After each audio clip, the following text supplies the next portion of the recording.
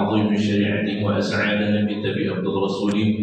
أشهد أن لا إله إلا الله وحده لا شريك له في الألوهية والربوبية وملكه وصفاته وأسمائه، ونشهد أن محمدا عبده ورسوله. اللهم صل وسلم وكرم على هذا النبي الكريم وعلى من المصطفى الكريم محمد صلى الله عليه وسلم.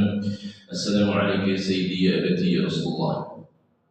اللهم رضنا بالله ربا وبالإسلام دينا وبمحمد النبي ورسوله وبالقرآن حكما وإماما وبالكعبة قبلة. اللهم انزل الرحمة والمغفرة والشفاعة والفضل والصدق والسلامة علينا جميعا. Yang sama-sama kita hormati dan kita muliakan pengurus Masjid Nurul Huda beserta unsur, Ketua RT, Ketua RW, alim ulama, cerdik pandai, tokoh masyarakat, orang tua kami, kemudian jamaah hadirin, kemudian hadirat tetapan Masjid Nurul Huda, dan anda-anda kami yang kami cintai. Bersyukur kita kepada Allah Subhanahu wa taala dan mengucapkan alhamdulillah rabbil alamin. Pada pagi hari ini kita masih diberikan kesehatan oleh Allah Subhanahu wa taala.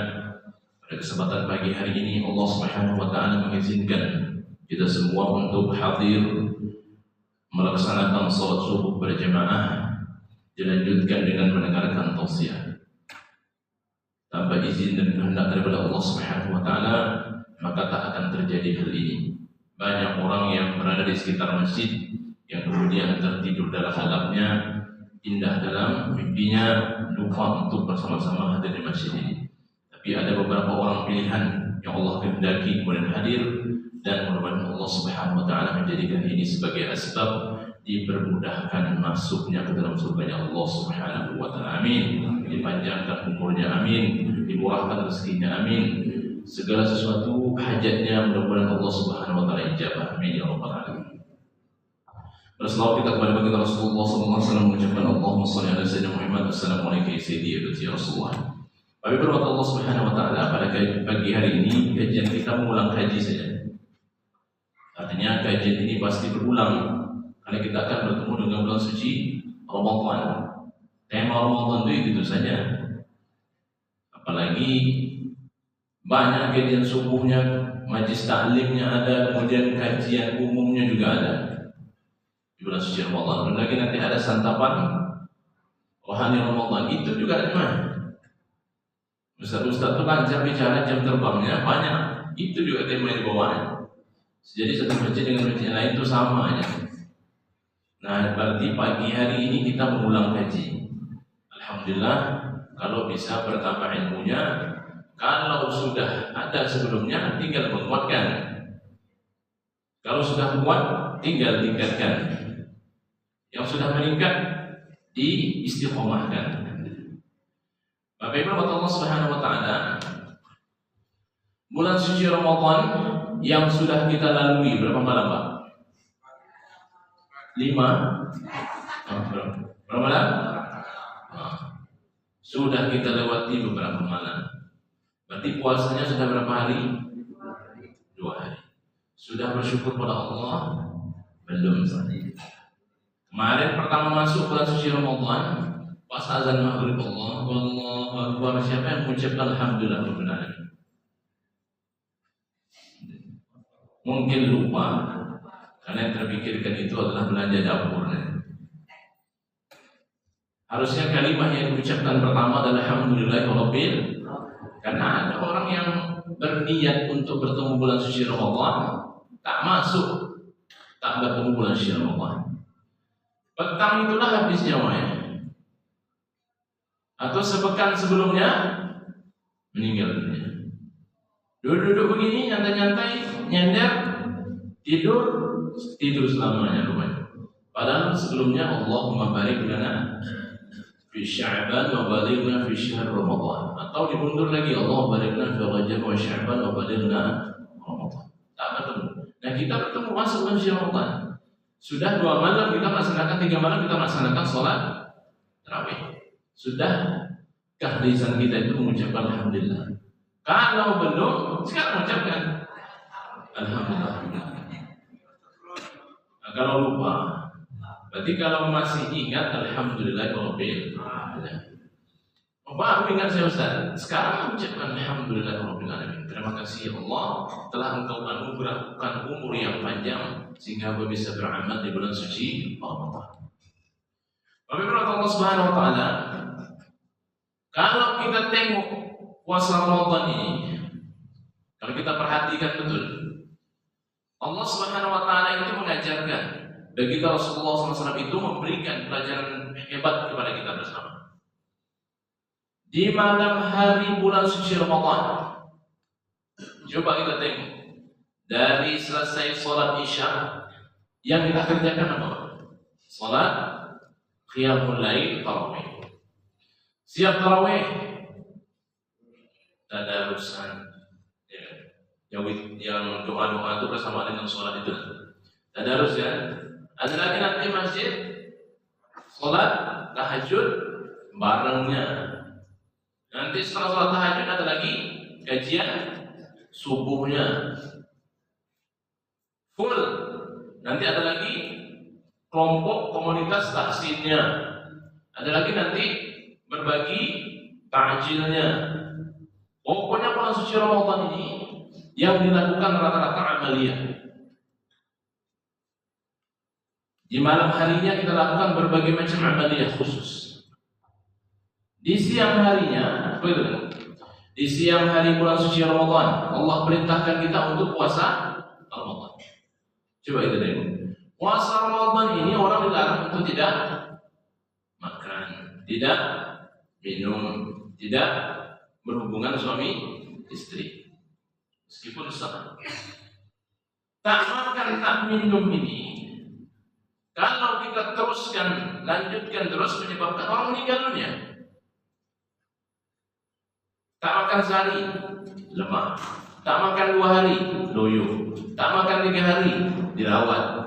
4 hari, IGD. 4 hari, 5 hari, meninggal. Ya. Ramadan itu menginstruksikan itu, melatih itu. Dilarang dari terbit fajar sampai terbenam matahari, itu tidak boleh makan minum. Menyebabkan fisik ini lemah. Tapi kebalikannya, di malam hari bulan suci Ramadan, justru nutrisi iman itu makin ditambah, makin diperbanyak. Maka dapatlah satu kesimpulan bahwa Ramadan itu secara esensi hendak mematikan yang disebut dengan jasad ini. Karena kan jasad ini tak ada. Jasad ini kan tak hanya rumah yang ditempati oleh roh. Yang menyebabkan dia menempel, apa yang menyebabkan dia menempel?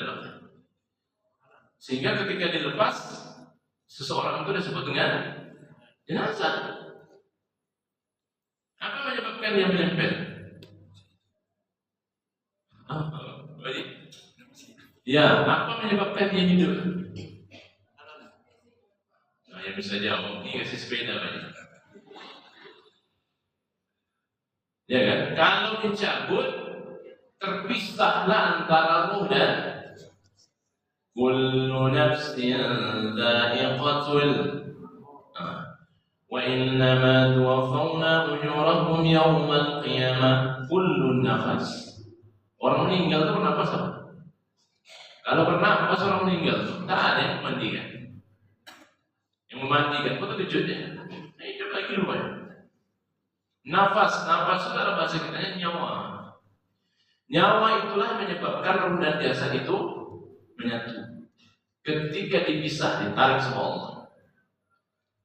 Ajalnya tarik. Maka yang tertahan di bumi jasad. Yang menaik ke langit roh. Siapa yang bisa melihat roh? Tak ada. Tak ada. Menyatunya itu disebut dengan nyawa itu. Maka di bulan suci Ramadan itu Allah ingin mengajarkan bagi Rasulullah itu memberikan hikmah yang besar. Yang namanya visi itu tak perlu diperhatikan betul. Yang perlu diperhatikan betul adalah nuraninya, ruhnya. Inna Allah la yanzuru ila suwarikum wa amwalikum walakin yanzuru ila qulubikum wa a'malikum. Allah itu tak menengok dari bentuk wajah seseorang, Kalaulah orang ganteng itu bisa masuk surga, maka kalah kita semua. Kalau memang putih itu menjadi ukuran masuk surga, yang agak-agak gelap tak ada harapan masuk surga. Ya.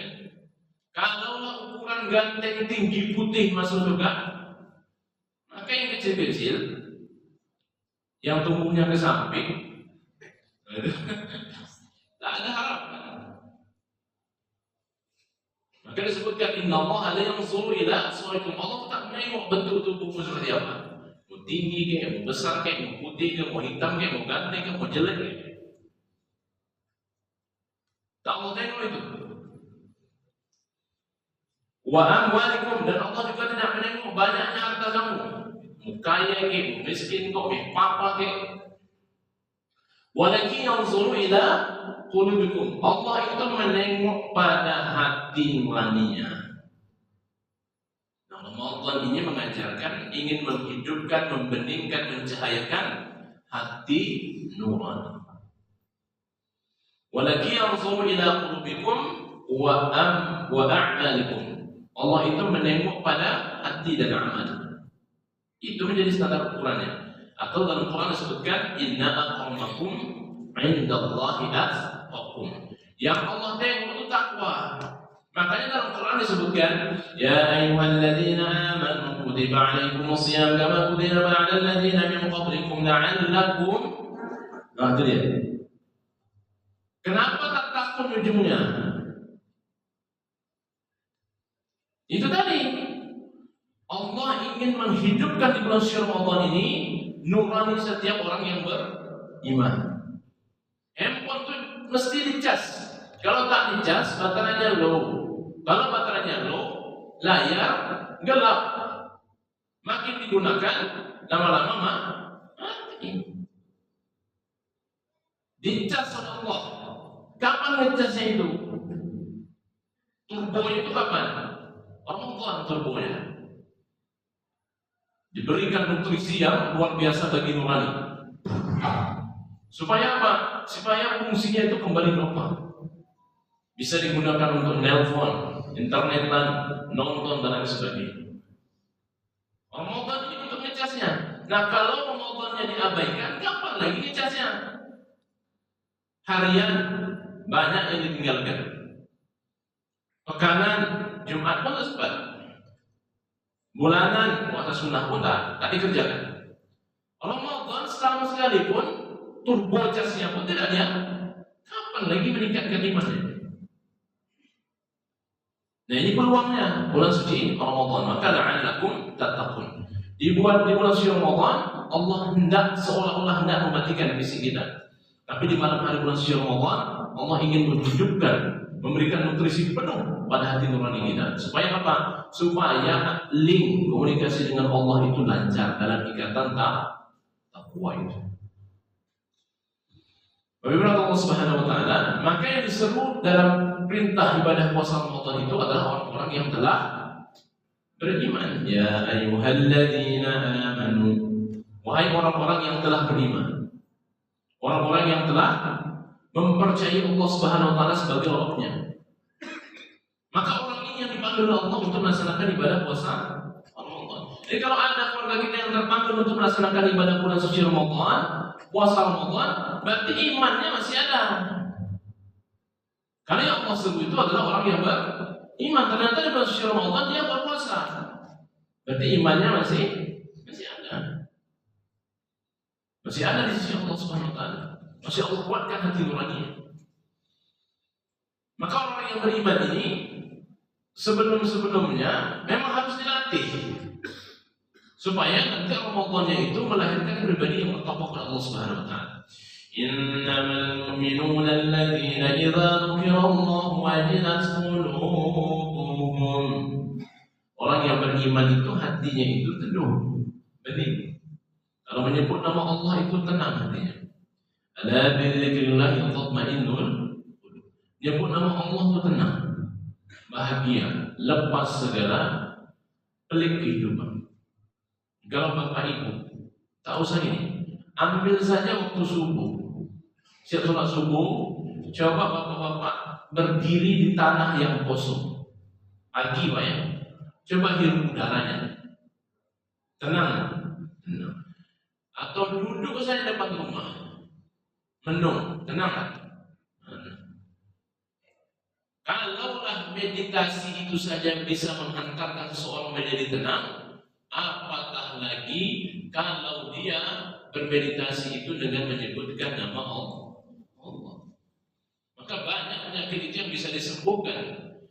Penyakit fisik yang bisa disembuhkan dengan meditasi salah satunya.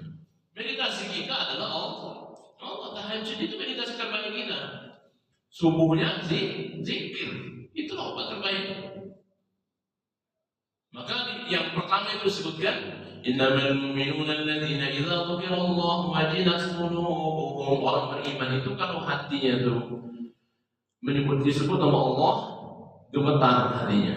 Gemetar itu artinya rasa cintanya semakin tumbuh.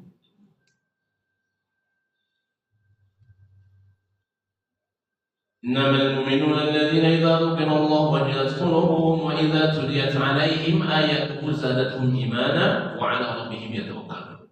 Kemudian orang beriman itu senantiasa berinteraksi dengan kalamnya Allah. Apa berarti itu Pak? Nah bulan suci Ramadan ini yang tak boleh lepas ini. Yang tak boleh lepas oleh kita. Karena salah satu sebutan dari bulan suci Ramadan itu adalah Syahrul Quran. Orang di bulan suci Ramadan ini coba lihat. Orang kaya bacanya apa? Quran. Orang miskin Quran juga. Yang ganteng Quran juga. Yang biasa baca Quran juga semua. Ramadan ini orang baca Quran semua Pak. Coba lihat. Yang tak pernah kita tengok orang baca Quran di bulan suci Ramadan baca Quran. Apalagi di awal-awal bulan suci Ramadan, mereka interaksi Quran. Maka karakter orang yang beriman itu, karakteristik orang beriman itu, yang keduanya itu adalah mereka senantiasa menjaga kalam Allah. Baca Quran. Maka kalau Quran dibaca, jangan menutup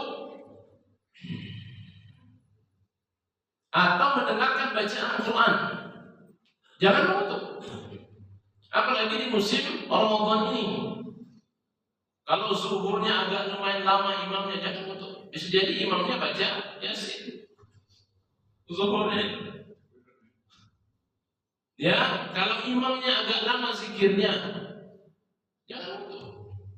Atau maghrib misalnya imamnya agak panjang bacaannya jangan. Ya, karena yang dibaca itu Quran. Di bulan suci Ramadan ini luar biasa Qurannya Pak. Jarang orang kita baca Quran. Kenapa?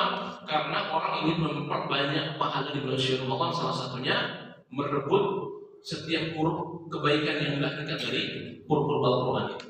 Imam Malik rahimahullah wajah mengatakan kalau Quran ini dibaca dengan berwudu itu pahalanya menjadi 25. Coba Bapak Ibu nanti menjelang syuruk bisa wudu kemudian baca Quran itu pahalanya menjadi 25. Hadis yang umum itu disebutkan satu huruf bernilai pahala 10 kebaikan. Man qara'a harfan min kitabillah. Siapa yang baca Quran satu huruf di ayat Quran di Quran ini maka akan dilipat gandakan oleh Allah Subhanahu wa taala menjadi 10 kebaikan. Itu yang secara umum. Tapi kalau kita baca Quran dengan berwudu pahalanya itu beda.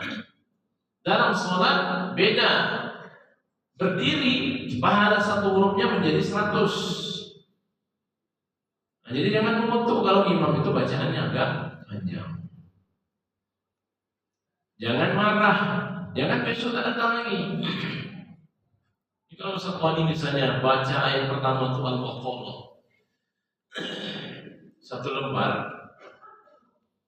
nggak usah marah, biar aja. Sampaikan ke Ustaz, besok 2 lembar ya Ustaz. Gitu caranya. Sambil senyum, besok 2 lembar Ustaz. Dibaca Ustaz 2 lembar. Kurang Ustaz. Buat 3 lembar. Dah agak mulai rapat gini. Ya. Memang dibaca 1 5 lembar. Ustaznya pun ya betul. Ya kan? Bacanya 5 lembar. Nah, ibu-ibu siap-siap. Setelah itu apa yang terjadi tuh. Ya. Jangan mengutuk kalau agak panjang, karena yang dibacakan itu Quran. Tapi biasanya imam itu paham. Jangan imam itu paham. Imam-imam amatir nggak paham. Pokok yang baru mulai pulang dari pondok itu kan, itu memang Al-Baqarah dibaca.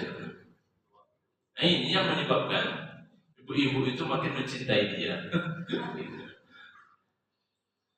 Kemudian Allah Subhanahu Wa Taala ini yang kedua. Yang ketiga, wala rabbihim yatawakkalun. Orang beriman itu bertawakal kepada Allah. Kemudian Allah Subhanahu Wa Taala di bulan suci Ramadan ini, supaya nurani kita makin hidup, makin bening, makin tenang. Karena Ramadan itu yang hendak mengantarkan kita menjadi orang yang bertakwa, maka amalan ini jangan ditinggalkan. Satu. Yang pertama, kalau sholat fardu okelah, memang mesti dikerjakan.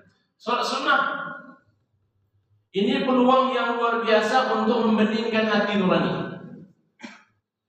Sholat sunnah, kata Abdullah bin Umar, hafizhu an Nabi SAW. Saya ingat betul baginda Rasulullah SAW itu menyebutkan bahwasanya sholat sunnah yang menyertai sholat fardu itu 10 rakaat.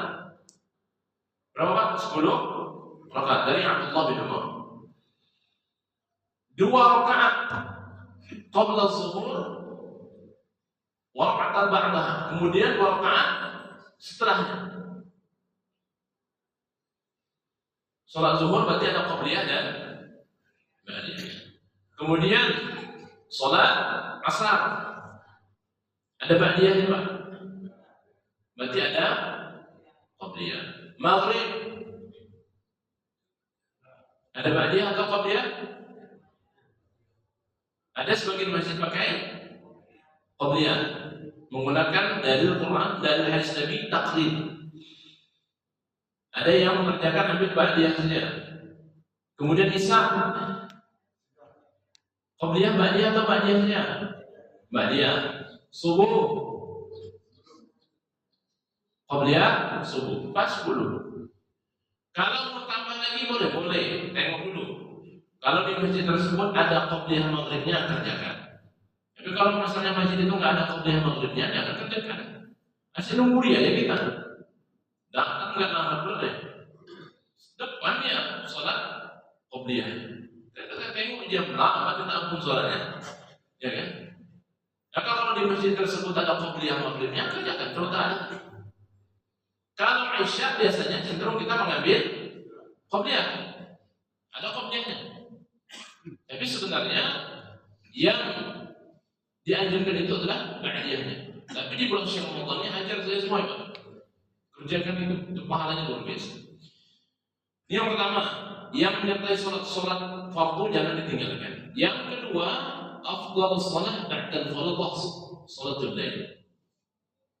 Sholat tarawih. Kemudian sholat tahajud.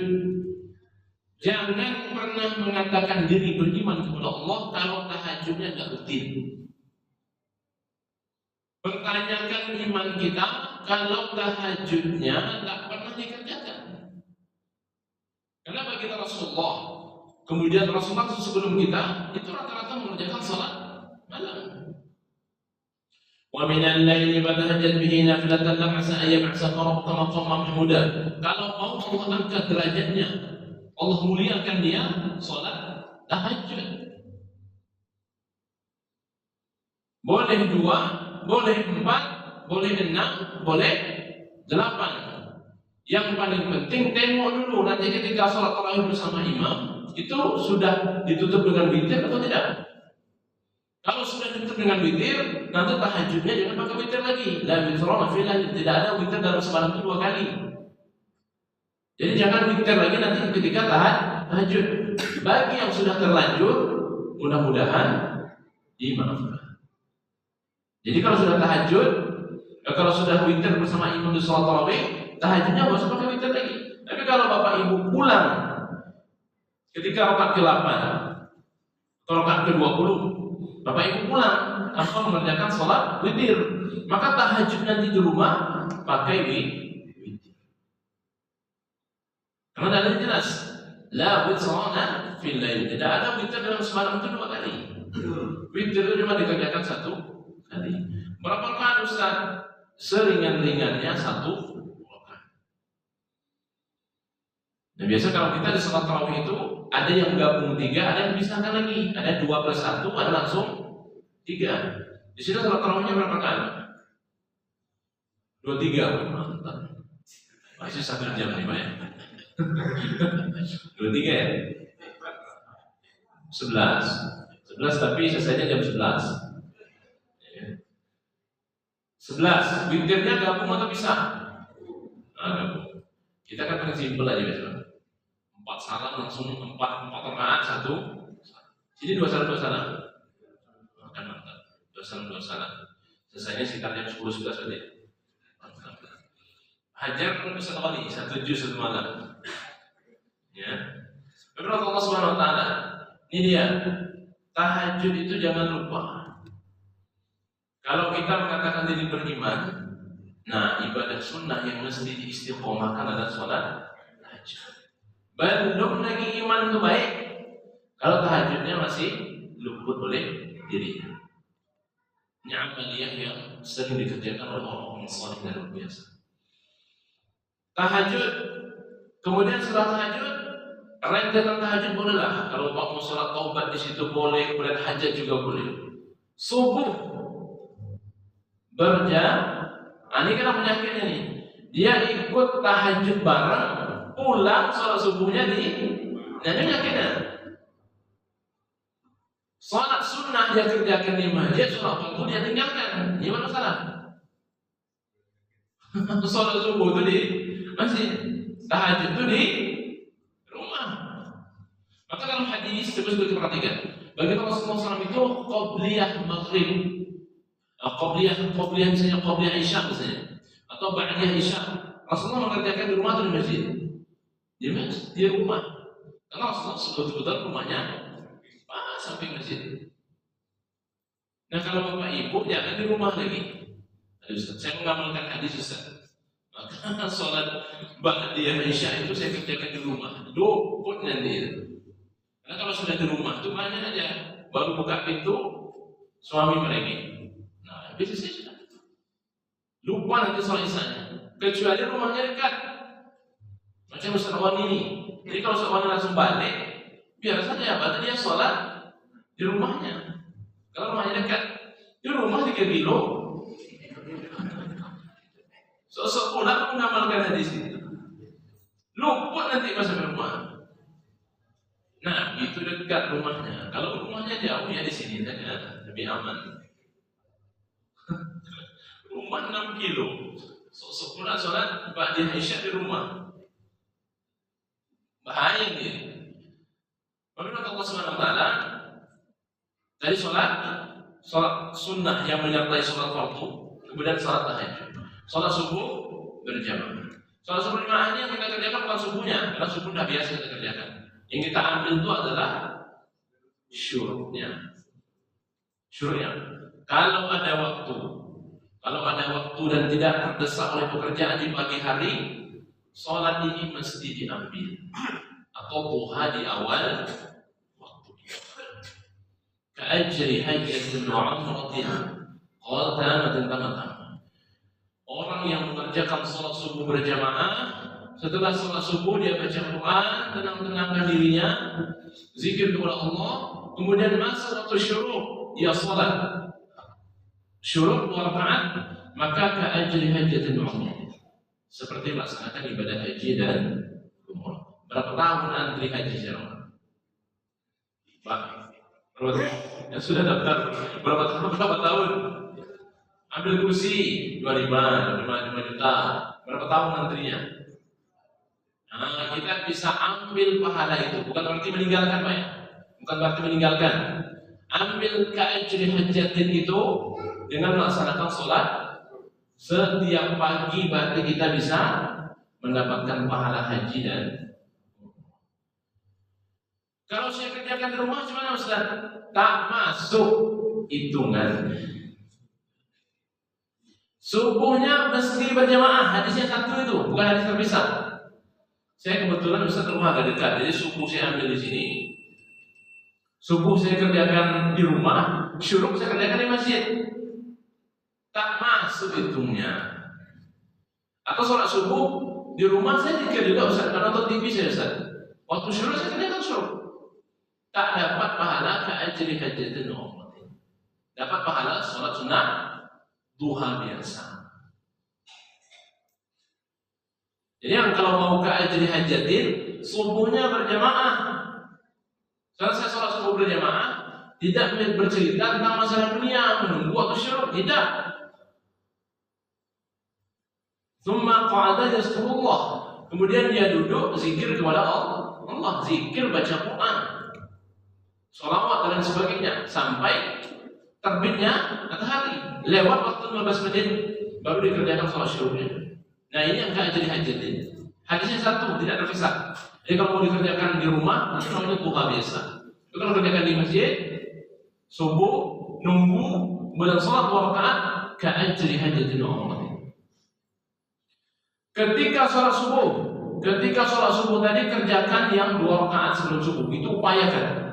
Ayat yang pertama dibaca alam nashrah laka sadrak. Ayat kedua dibaca alam tara kaifa fa'ala rabbuka bi ashabil, yang mau Allah murahkan rezekinya, dilapangkan hatinya, maka rutinkan sebelum sholat subuh, sholat sunnah subuh itu qobliyahnya rakaat pertama baca alam nashrah, rakaat kedua baca alam tarakain. Apa enggak?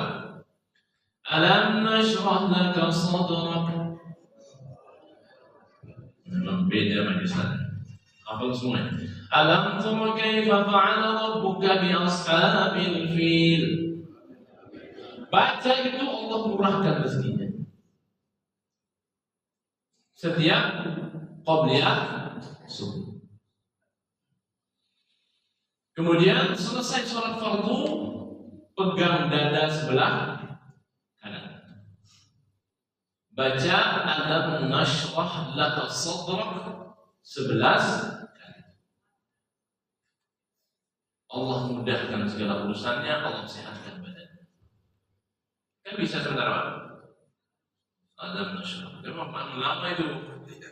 Tapi pelan-pelan. Alam nashrah laka sadrak. Bisa nggak 11 kali?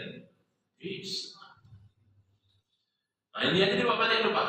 Bawa balik, amalkan. Yang lain itu lupa semuanya. Nah, alam nashrah laka sadrak. Selesai sholat fardu, pegang dada sebelah kiri atau bagian sebelah kiri, baca alam nashrah 11 kali.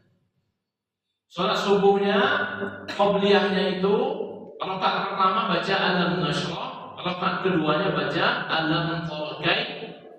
Insyaallah murah rezeki badan sehat. Yang mau panjang umur 3 kasihan. Seperti kejadian kita sebelumnya. Yang mau panjang umur, yang mau pendek umur jangan lakukan 3. Yang mau panjang umur pertama jangan begadang malam. Tidak juga Ustaz, banyak kadang-kadang tak mati-mati Ustaz. Jajan belum sampai. Yang kedua, kena ini. Yang kedua ini sedikit makan. Kita ini kan terbalik, sedikit-sedikit balik dia. Saya pun kena begini. Ya kena saya, agak berisi. Karena ada laki-laki ini hamil yang 9 bulan, terus saya masih 2 bulan sih. Ada yang udah 9 bulan, sebentar lagi melahirkan. Ada ya? 3 bulan ada. Ya. Yang ketiga, mandi subuh. Nah, tapi tadi yang mandi subuh, Pak. Sebenarnya harusnya panjang umur kita. Biar ternyata yang pendek umur itu kita pun. Karena kadang-kadang kita pun subuh itu tak mandi. Untuk sholat subuh pun tak mandi. Minimal nih bagi Bapak Ibu sekalian mau sholat subuh, bersihkan jalur depan, jalur belakang kalau sempat mandi. Jalur depan, jalur belakang. Kalau tak sempat mandi, disunahkan mandi subuh pakai air hangat. Kalau ada air hangat, kalau air hangat, air biasa. Disunahkan basuh yang pertama yang tegukan dari kepala. Nah, biasa penyakit kita ini dari atas. Sunnah bagi Rasulullah itu dari bawah, kaki dulu. Sampai di sini stop agak sekitar 5 detik, 10 detik. Baru disiram bagian kalau kita terbalik. Karena ini rutin kita kerjakan, banyaklah yang penyakit kepala, kemudian migrain, sakit mata, pencarian. Cara mandi kita itu bermasalah. Bagi Rasulullah itu mandinya dari bawah. Sampai di sini stop dulu sebentar. Baru kemudian diguyur perlahan. Didahulukan bagian yang menurut Allah Subhanahu wa taala, kita suruh masuk. Berapa menit? 6.30 berarti. Masih ada 2 jam lagi. Menurut Allah Subhanahu wa taala, ini dia yang mesti kita kerjakan. Kemudian berikutnya, sholat sunnah yang harus kita rutinkan itu tahajud, witir. Kemudian sholat sunnah duha. Man hafadha sub'atin duha, barang siapa memelihara sholat sunnah duha, ghufira lahu, maka Allah Subhanahu wa taala akan ampuni dosanya. Wa in kanat mislu zabad al-bahr, meskipun dosa itu sebanyak bumi di lautan. Saya bisa kerjakan sholat duha itu di awal waktu saja Ustaz. Ya sudah, di awal waktu. Yang bisa kerjakan di waktu afdal ada di waktu afdal, jam 10 ke atas Pak. Sholat itu kan yang afdal itu di waktu orang-orang lalai. Sholat yang paling bagus, sholat tahajud, sholat sunnahnya. Karena orang banyak lalai di situ. Sholat yang di siang hari, sholat sunnah, yang paling dianjurkan, paling afdal, paling bagus sekali sholat duha yang dikerjakan di pukul 10 ke atas. Kenapa? Karena di waktu itu orang sibuk-sibuknya. Saya nggak sempat Ustaz, saya bisa mengerjakan pagi saja. Berapa rakaat? Bagi Rasulullah itu 8 rakaat. Rasulullah itu mengerjakan sholat duha 8 rakaat. Yusallimu min kulli raka'atain. Rasulullah bersalam setiap 2 rakaat. Kalau kita biasa buat 2 rakaat, rutinkan 2 rakaat. Yang bisa 4 rakaat, 4 rakaat terus.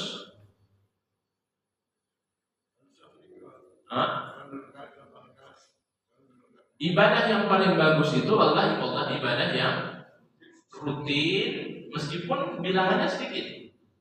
Al-amal afdal rahimahullah wa adwam wa inqal. Amal yang didawamkan, dirutinkan meskipun bilangannya sedikit. Mending kita sholat duha 2 rakaat daripada 2, 4, 6 balik 2 lagi. Karena yang paling bagus itu adalah yang stabil ini. Kalau bisa kerjakan 2 aja. Kalau bisa kerjakan 4 saja. Tahun berikutnya tambah 2, tambah 2. Itu yang paling bagus, grafik untuk ibadah. Kemudian yang tak boleh juga luput karena nurani kita mesti dihidupkan oleh Allah adalah baca Quran, zikir. Afdal zikir la ilaha. Nah ini yang rutinkan. Karena orang meninggal dunia mengucapkan kalimat ini surga. La ilaha illallah, la ilaha illallah. Boleh tak Ustaz menggerakkan badan? Boleh. Umar Ibn Khattab itu kalau zikir itu seakan-akan badan beliau itu seperti gempa. Jika kita lihat banyak gerakan emang. Yang tak boleh bersilat, maju itu keluar dari ketentuan. Jadi kalau dia hanya menggerakkan badannya itu seninya. Seni dia berzikir. Ada orang nyaman dengan diamnya saja. Ya udah diam saja. Ada orang yang mesti menggerakkan badannya. Masa sedang saja menggerakkan badannya? Yang paling bagus yang mana Ustaz? Afdalu zikri la ilaha la ilallah, ini paling afdal. Rutinkan ini. Orang yang meninggal dunia kalimahnya Allah ini, kalimah la ilallah ini, maka masuk surga. Orang itu biasanya meninggal dunia sesuai dengan hobinya, kebiasaannya. Kalau bapak ibu kebiasaannya mengucapkan la ilaha illallah, maka wafatnya nanti mengucapkan la ilaha illallah. Tak usah banyak-banyak balik sekarang, balik nanti bawa ke rumah, rutinkan la ilaha illallah 1000 kali. Yang perlu dibawa balik alam nasrah atau sadrah dibaca berapa kali tadi Bu? Setelah salat fardu 11. Qobliyah subuh, ayat rakaat pertama apa yang dibaca? Qul huwallah, alam nashrah. Rakaat kedua itu apa nih teman? Tidak banyak tuh, rutin kan itu. Kemudian sholawat, jangan luput sekali pun, tak boleh luput sholawat ini.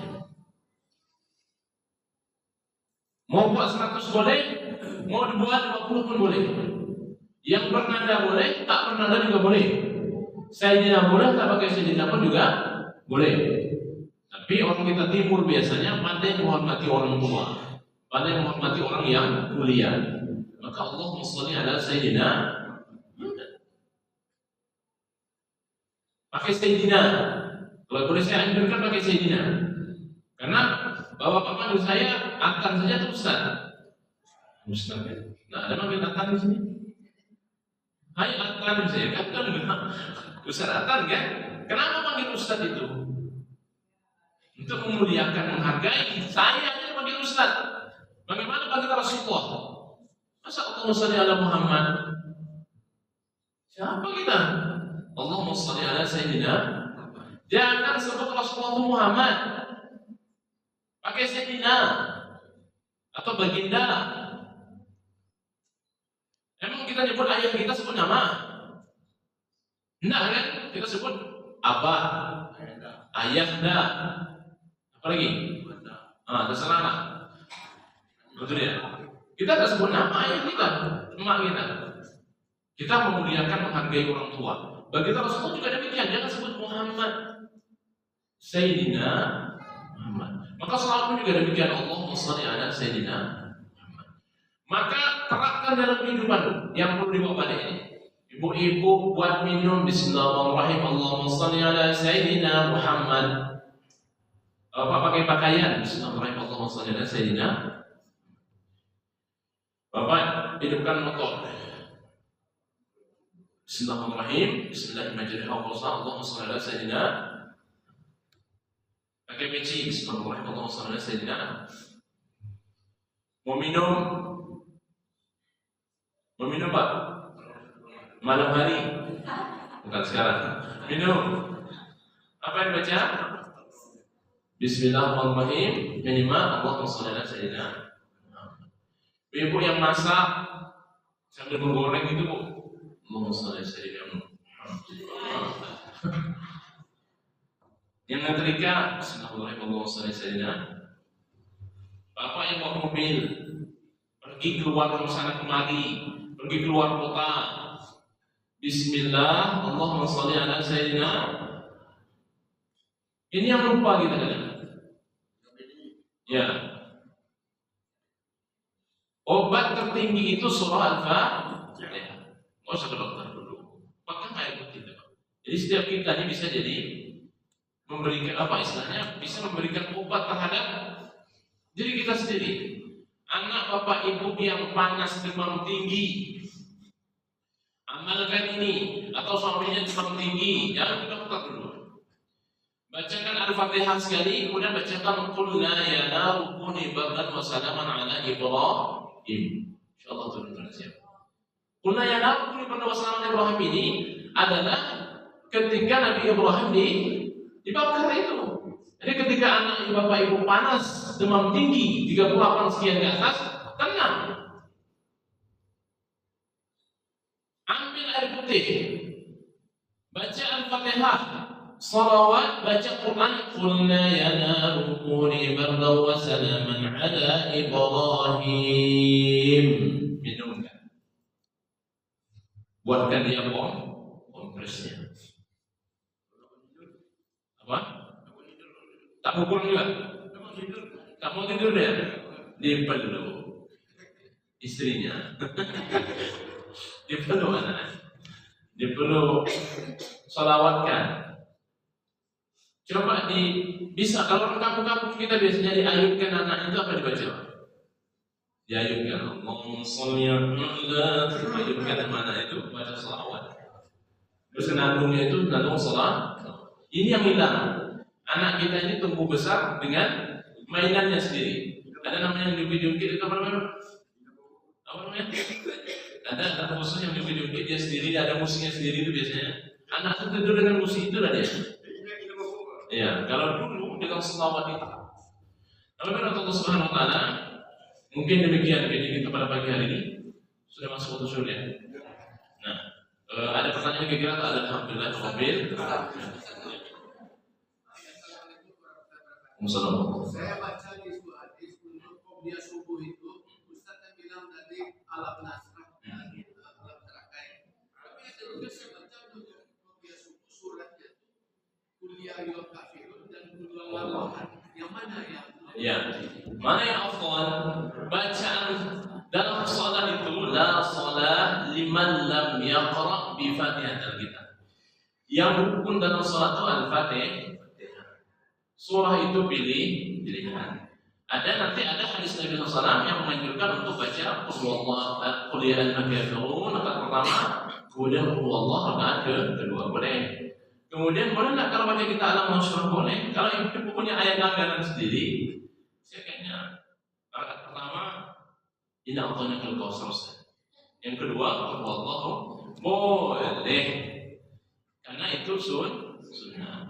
Yang paling bagus yang mana? Yang paling bagus itu Al-Fatihah plus ayat. Nah, itu dia. Tapi kita biasanya sholat ini mengambil yang apa ya? Biasanya kita kan punya hajat masing-masing nih. Nah, hajat masing-masing ini biasanya ada surah tertentu yang luar biasa di Quran. Maka dianjurkan bagi Rasulullah, Qul ya ayyuhal kafirun sandingannya Qul huwallahu ahad. Atau dalam Quran surah tertentu nanti ayat pertama ada, keduanya ini Al-Ghasiyah. Nanti ada lagi Al-Nashrah, kemudian Al-Harakain, Rafa'at. Intinya begitu. Intinya Al-Fatihah plus ayat. Tapi yang saya anjurkan supaya mudah urusan kita, bacalah Al-Nashrah, kemudian Al-Harakain. Dan yang paling penting selesai sholat fardu itu pegang dada sebelah kiri, bacakan Al-Nashrah 11 kali. Pun kalau mau berubah bisa boleh Al-Duha 10 kali plus Al-Nashrah sekali. Mau lagi tambah Ustaz, saya lebih pengen yang bagus lagi. La ilaha illallah wal malikul haqqul mubin, baca 100 kali, yang ke-100-nya lengkapkan Muhammad Rasulullah sallallahu alaihi wasallam. Kurang Ustaz, banyak lagi zikir yang lain untuk mempermudah segala urusan kita. Ada lagi? Yang kursi bagus ini. Nanti kalau memang tak terhindar setannya itu dengan kursi-kursinya dilemparkan.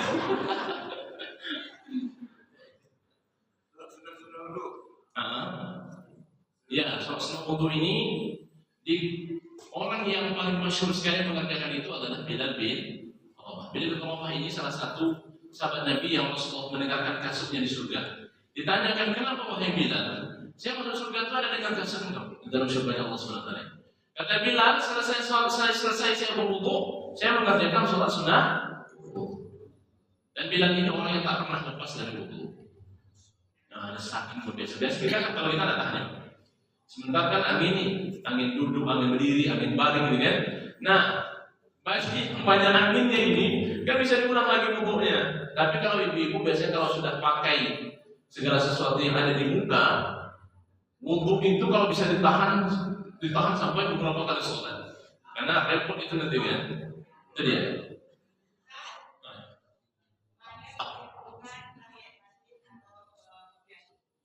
Mana yang perlu dihubungkan? Kalau kita bertamu ke rumah orang, langsung masuk atau assalamualaikum dulu. Maka kalau masuk masjid, yang paling didahulukan menghormati yang zat yang punya masjid. Tahiyatul masjid. Jangan kerjakan untuk qobliyahnya, Pak. Masuk rumah orang itu assalamualaikum. Di rumah aja kena pukul kita. Lagi tiba-tiba duduk kita di meja tamu itu. Assalamualaikum warahmatullahi wabarakatuh. Masuk. Maka masuk ke masjid. Tahiyatul masjid. Kalau sempat nanti baru qobliyah surah. Qobliyah. Kalau waktunya mepet tahiyatul masjid. Karena masuk masjid itu ada etika dan adabnya. Itu dia.